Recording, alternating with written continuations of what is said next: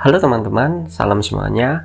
Di video kali ini saya akan sedikit menjelaskan bagaimana cara melakukan pengecekan periode getar alami struktur sesuai SNI 1726 tahun 2019 menggunakan software ETABS. Model bangunan yang kita gunakan masih sama seperti video sebelumnya. Untuk teman-teman yang belum menonton, bisa dicek videonya. Oke, bisa kita mulai. Pertama, apa itu periode getar alami struktur? Kenapa nilainya harus kita cek? Jadi begini teman-teman, periode getar alami struktur atau dalam bahasa Inggrisnya Fundamental Natural Time Period adalah waktu yang diperlukan getaran untuk menyelesaikan satu siklus. Nilai periode getar ini sangat penting untuk diperhatikan karena nilainya ini akan berpengaruh secara langsung pada nilai gaya geser dasar bangunan atau base shear. Nanti akan saya jelaskan lebih detail. Sekarang kita kembali ke software ETABS. Untuk melihat hasil periode dari struktur kita, klik display, di paling bawah kita pilih show table. Di analysis result, kita cari structure output. Di model information, kita kasih check mark di model participating mass ratio. Kita buka dokumen SNI untuk mengecek persyaratannya.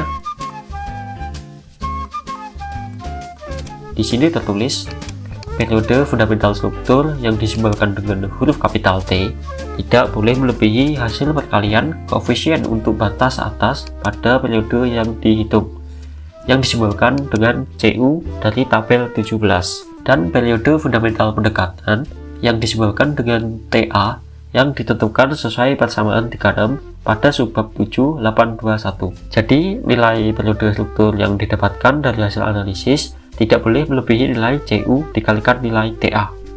Oke teman-teman, sebelumnya saya sudah menyiapkan spreadsheet untuk membantu perhitungan. Di sini sudah saya masukkan data gempa yang diterima oleh bangunan model kita. Di sini juga sudah saya kopikan output tabel dari modal participating mass rasionya dan juga tabel ketentuan yang kita gunakan untuk pengecekan periode getar alami struktur. Di sini juga sudah saya beri highlight untuk nilai koefisien CT dan X sesuai sistem struktur yang kita gunakan. Juga nilai CU sesuai nilai SD1 dari data gempa yang kita gunakan. Dan di sini juga ada perhitungan nilai T-min dan T-max sesuai pasal 782 yang sudah saya bacakan tadi.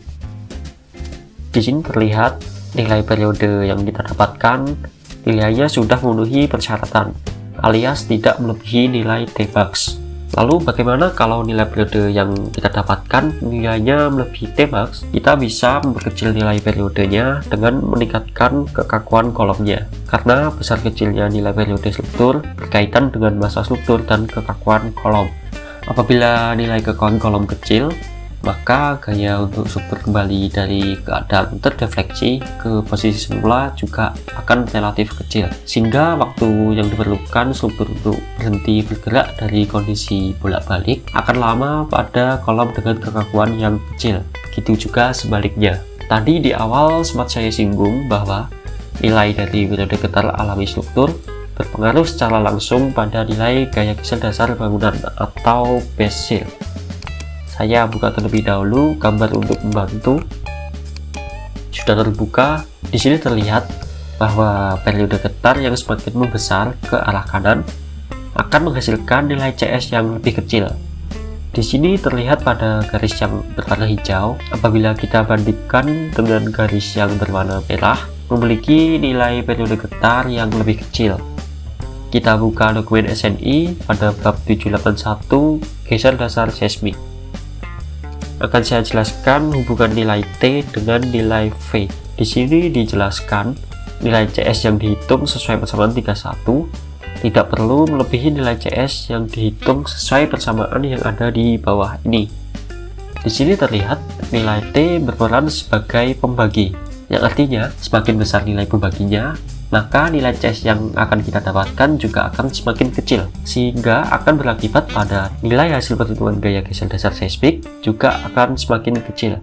Lalu nanti akan muncul pertanyaan lagi, terus kalau nilai V-nya kecil kenapa?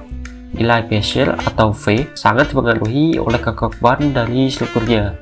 suatu struktur akan menerima gaya geser dasar sesuai dengan kapasitasnya. Semakin besar kekakuan dari struktur, maka akan semakin besar gaya geser yang dapat diterimanya. Dan periode getar alami struktur berbanding terbalik dengan nilai kekakuannya. Jika nilai T strukturnya besar, maka nilai kekakuannya akan kecil. Sebaliknya, jika nilai T strukturnya kecil, maka kekakuannya besar. Berarti struktur yang kekakuannya sangat besar bagus dong? Jawabannya tidak. Apabila struktur memiliki kekakuan yang berlebihan, mekanisme sendi plastis tidak akan terjadi. Akibatnya, ketika struktur kenai beban yang melebihi kapasitasnya, struktur akan langsung runtuh tanpa ada tanda-tanda kerusakan. Sehingga saat terjadi gempa, penghuninya tidak mendapatkan waktu yang cukup untuk melakukan evakuasi. Oleh karena itu, untuk mencapai kondisi yang ideal, nilai periode ini dibatasi oleh nilai batas atas Tmax dan batas bawah Tmin, sehingga struktur yang kita desain tidak akan terlalu kaku dan tidak akan terlalu fleksibel. Oke, kita kembali ke dokumen SNI. Kita buka bab tentang penskalaan gaya, karena akan saya jelaskan sekalian cara penskalaan gaya gempa. Teman-teman, di sini dijelaskan apabila nilai T hasil analisis ITEPS lebih besar dari Tmax, yaitu perkalian CU dan TA, maka periode struktur T harus diambil sebesar Tmax. Jadi nilai T ini sebenarnya boleh melebihi nilai Tmax, karena pada tahap selanjutnya akan ada batasan lagi, yaitu sumbangan antar tingkat atau story drift. Sehingga apabila struktur kita nilai T-nya melebihi nilai Tmax, kita tidak perlu menambahkan kekakuan dari kolomnya, asal memenuhi syarat nanti, yaitu simpangan antar tingkat.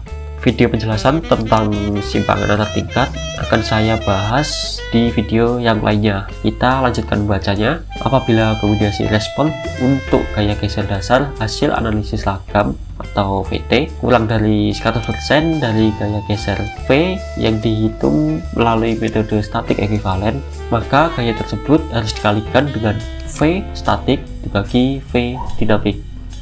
Jadi artinya nilai V dinamik kita nilainya harus sama dengan nilai V statik. Berbeda dengan SNI sebelumnya, yaitu tahun 2012 yang membatasi minimal yaitu 85% dari nilai V statik.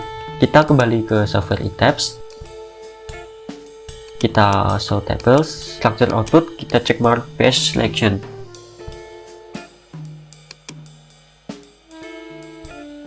Selanjutnya di output case, kita pilih untuk case gempa saja.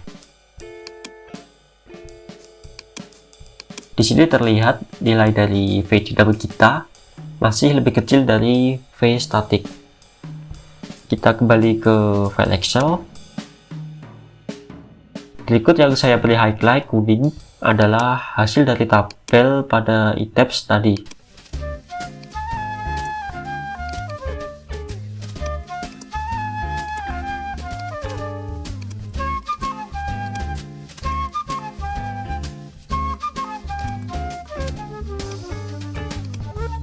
Sesuai ketentuan yang telah saya bacakan tadi, karena nilai V dinamik kita masih belum mencapai 100% atau masih belum sama dengan V statik, maka faktor skala kita harus dikalikan V dinamik dibagi V statik. Oke, kita masukkan nilai hasil perhitungan berikut ke ITEPS. Sebelumnya kita unlock dulu, kita ke define, load case, kita modify case gempa dinamik kita.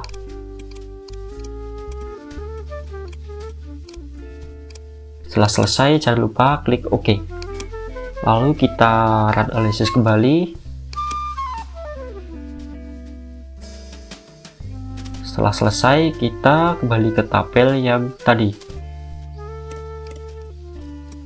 Di sini sudah terlihat nilainya mendekati sama, yang artinya kita sudah memenuhi persyaratan dalam dokumen SNI. Oke teman-teman, sekian untuk video kali ini. Terima kasih yang sudah menyimak sampai akhir. Sampai bertemu kembali di video yang lainnya.